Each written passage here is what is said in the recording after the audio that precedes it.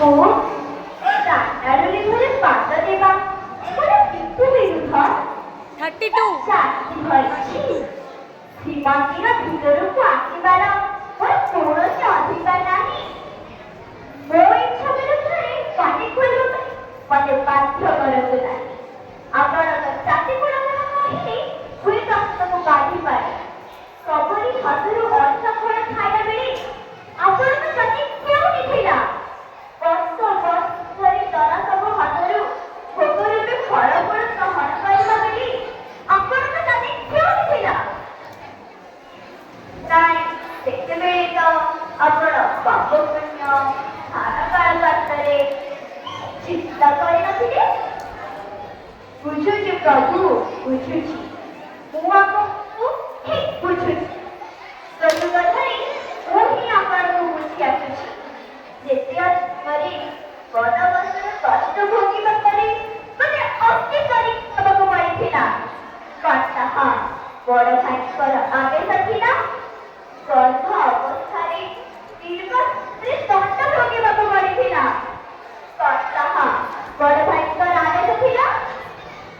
ନା ପ୍ରଭୁ ନା, ତାହା ଆପଣଙ୍କର ସହଜାତ ପ୍ରକୃତି। ଆପଣଙ୍କ ଠାରୁ ନ୍ୟାୟ ଆଶା କରିବା ମୋର ସବୁଠାରୁ ବଡ଼ ଦୁର୍ଭାଗ୍ୟ। ଆପଣ ବୋଧେ ଭୁଲି ଯାଉଛନ୍ତି ଯେଉଁଭଳି ସ୍ତ୍ରୀକୁ ସମ୍ମାନ ଦିଆଯାଏ ନାହିଁ ସେହିଭଳି ଲକ୍ଷ୍ମୀ ଗୋଟେ ମୁହୂର୍ତ୍ତ ବି ରହିବାକୁ ଚାହାନ୍ତି ନାହିଁ। ମୁଁ ଏଇ ମୁହୂର୍ତ୍ତରେ ଶ୍ରୀମନ୍ଦିର ତ୍ୟାଗ କରୁଛି।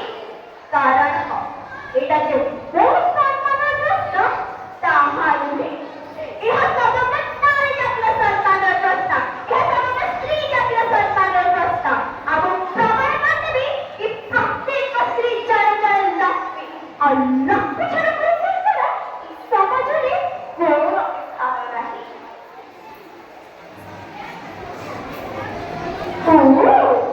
ତାର ଐଶ୍ୱର୍ଯ୍ୟ ଭଣ୍ଡାର ରତ୍ନକାରକ ଲକ୍ଷ୍ମୀ ସାମାନ୍ୟ ଗହଣାର ମନ। ମୋର ଏଠି ଗୋଟିଏ ମୁହୂର୍ତ୍ତ ରହିବା ବିଅସମ୍ଭବ ହେଇଯାଉଛି। ମୁଁ ଯାଉଛି, କିନ୍ତୁ ଗଲା ପୂର୍ବରୁ ମୋର ଗୋଟିଏ କଥା ମନେ ରଖିଥିବେ ପ୍ରଭୁ ଭାବନ୍ତୁ ନାହିଁ। ମୁଁ ଯାଉଛି ହୀନ ରଖିତା ହୋଇ। ମୋ ଅଭିଶାପ ଗ୍ରହଣ କରନ୍ତୁ ପ୍ରଭୁ ଭାବନ୍ତୁ ନାହିଁ। ସତ୍ୟ କେବେ ତୁଚ୍ଛ ଚନ୍ଦ୍ର ହୁଅନ୍ତି ଆଗଜାତ। ତୁମକୁ ଅନ୍ନ ନ ମିଳୁ ଆହେ ଜଗନ୍ନାଥ। 12 ବର୍ଷ ଯାଏ କେବେ ଦରିଦ୍ର ହୋଇଥିବ। ଅନ୍ନ ବସ୍ତ୍ର ଜଳ ତୁମକୁ ମିଳିବ ନାହିଁ। ଯେତେବେଳେ ମୁଁ ଚାଟାଳୁରେ ଦେଖିଦେବି ଅନ୍ନ ଭୋଜନ କରିବ ତେବେ ଆହେ ଖାଇବା।